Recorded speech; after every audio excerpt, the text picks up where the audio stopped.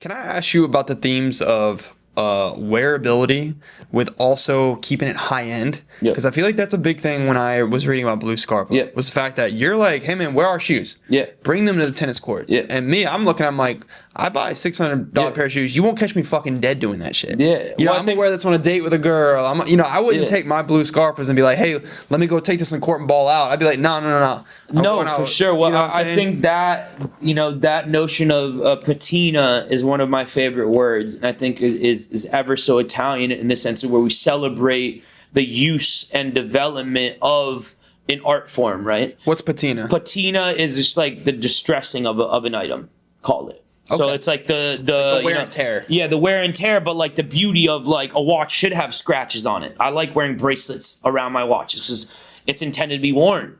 A shoe, likewise, it's a shoe. People step on it, you drop on it, you wear it wherever, you get mud on it, rain gets on it. A shoe's intended to be worn and properly used. It's not being used if it's not properly used, so you shouldn't put that on a pedestal like anything else, because I think that's Italian style too. It's effortless luxury. It's also highly utilitarian, highly functional. And I think that's why Italian style, sprezzatura, and all these different elements are so special and so unique to Italy, because we use our things and we celebrate them and we repair them and we refresh them. We now are offering a refresh your patina program where we now work with a local dry cleaner. That was dope. And they literally refresh the patina and they reset your wear. Life is short. You have to use things. You have to celebrate it. You have to, kind of full throttle push it to the max. It's always been, sadly, my father passed early. And, that taught me a lot because, he left me with a lot of tools and really the notion to live life to the fullest. And, he died at 59, but no one can ever take away that he lived damn near 150 with what he accomplished, how much he lived, and how much he enjoyed life. And I think that notion of for me, also back to the Italy-America bridge, I view myself as American in ideology much more. I was educated here. I grew up here. I want to split time with Italy more and more, but there's no place like America. I want to also go into jewelry because I feel like I've definitely delved in. Also, this shoe, is this one of the newer ones as well that you're dropping? No, that's another one of our signatures. We have a lot of SKUs now. Yeah. Like I said, it was intended to be super simplistic in the offering, and it still is in the notion. It's a sneaker and a loafer. That's what I wanted to bring to. So it's a sneaker and a loafer, which is intended to be just two shoes. We have a lot of flavors, if you will, but two shoes. Can you hear me with this? No. Are you good? Sorry.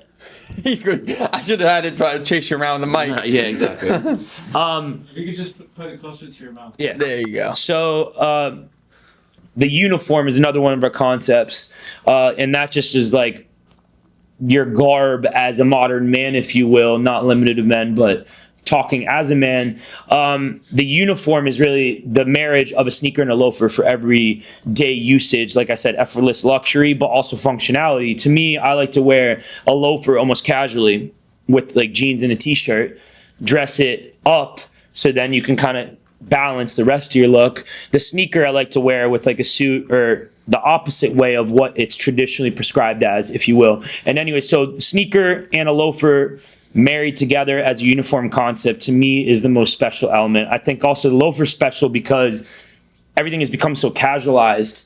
Nobody really likes to dress up, whether they're just in sweatpants, whether they're in, workout gear. My dad would always, he's a traditional OG Italian. He would go nuts at airport gear of people. It still drives me nuts. I mean, I'm not wearing a blazer like my dad would have taught me to travel anymore, but I'm also not dressed in pajamas to go travel across the world. I find that to be, you can bring your pajamas on the plane and change into them. There's no one telling you can't do that either.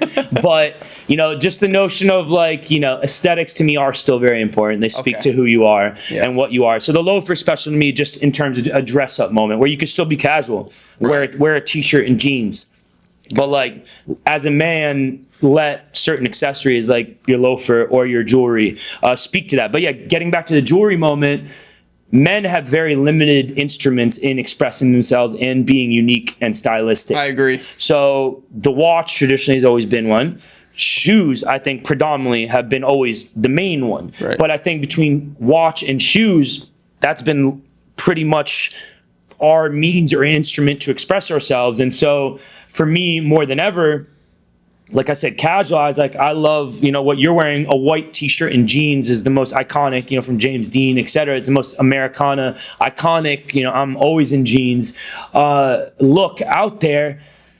Okay, but then how do you, not that you need to, but how do you then differentiate yourself?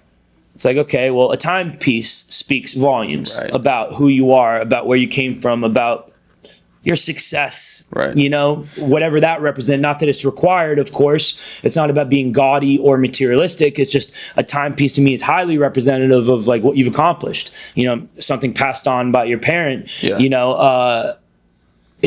general. And anyway, so footwear and jewelry. To me, jewelry is an extension of the watch. We do a lot of our jewelry for watch guys, as like an extension to the watch. The watch is, I don't really care for the individuals that wear two watches. There's certain people out there that do, which is a little silly and clowny to me. Yeah, that's psychopathic behavior. Yeah. Are you like a double fisting watch? Yeah, like Kevin O'Leary. Oh, get out of here. Yeah, which is wild. Yeah. Which we get it, like cool flex. You have, expensive watches, but like watches are intended to be worn one at a time, no matter how many watches you have. But that's the beauty of, that's where jewelry comes in, because jewelry is an instrument to put on your other wrist and complement your watch or whatever. You hit a really good point in the earliest form of this interview, which is like, okay, you're in fashion, so your gateway into being like rings, jewelry, what have you. It's like, he's in fashion. That's what he does, right? If I woke up one day and I was just like bling, I think what it comes down to is what you said about the NBA, right? Yeah. Where like there was that like metro type of like stigma around fashion. Like men don't do that much. Someone the other day at a party was wild. Like they said the most like wildly homophobic like shit around around his someone like he's a friend of a friend, and a friend gave him one of our shoes, and it was like a navy suede loafer, like the most chill, like nothing eccentric to me. I don't think just to me, but in general, like what's wrong with a navy suede loafer? Right. He was like, my wife made fun of me, called me gay.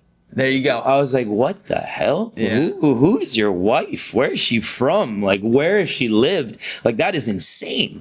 Like a navy, like I get it if you're pulled up in like some neon green, like high top with spikes, like, like if you got accused of some stuff, not that you should, because if it makes you happy and you own it and you're confident about it, there's no rules. That's what's beautiful about style, and that's what's beautiful about Italian style. They're highly expressive and confident. True. No Italian is scared to be themselves. That's for better or for worse. And so I think, but that's us celebrating beauty and artistic art form. Right. And so at that, it's what you want to make of it. But yeah, I'm obviously the ambassador of my brand and the representative of my brand. So I go on the deep end of like expression with all my bracelets and all my garb and everything. If I don't do it, obviously who would? But it's each their own, lesser or more. If you want to look like Mr. T, like me, cool. If it makes you happy, cool. Own it. Make it you. Yeah. Like no one could tell you or try to take anything away from you. It's what makes you happy. But getting back to the loafer, because this bridges the jewelry element. This is our update on the penny loafer. We took a turquoise coin and updated the penny loafer, which is ironic because there's an article in New York Times this year talking about how Trump eliminated the penny loafer. The penny from currency. And so that was like iconic because back in the day we did a video on like the story of the penny loafer, and it like came from the 1930s. Someone went to Norway, discovered a fishing village. They were wearing a certain sort of shoe.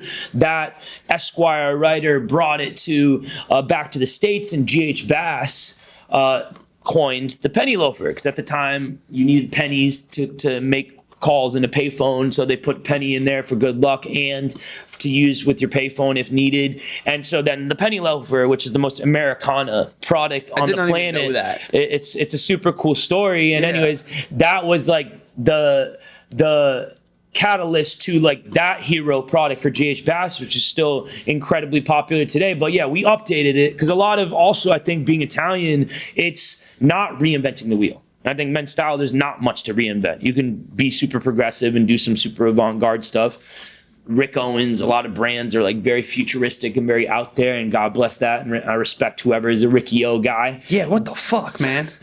That guy is wild. He's wild. His fashion shows and everything. He's like married to a witch. I was like, wait, yeah, what? he's married to a witch, and he's got his like Hansel and Gretel muse boyfriend, you know. So it's you know, but Ricky O is, I mean, talk about an unbelievable business. You know, does 150, 200 million a year in sales, 100% private. He's a G, and he's so true to who he is.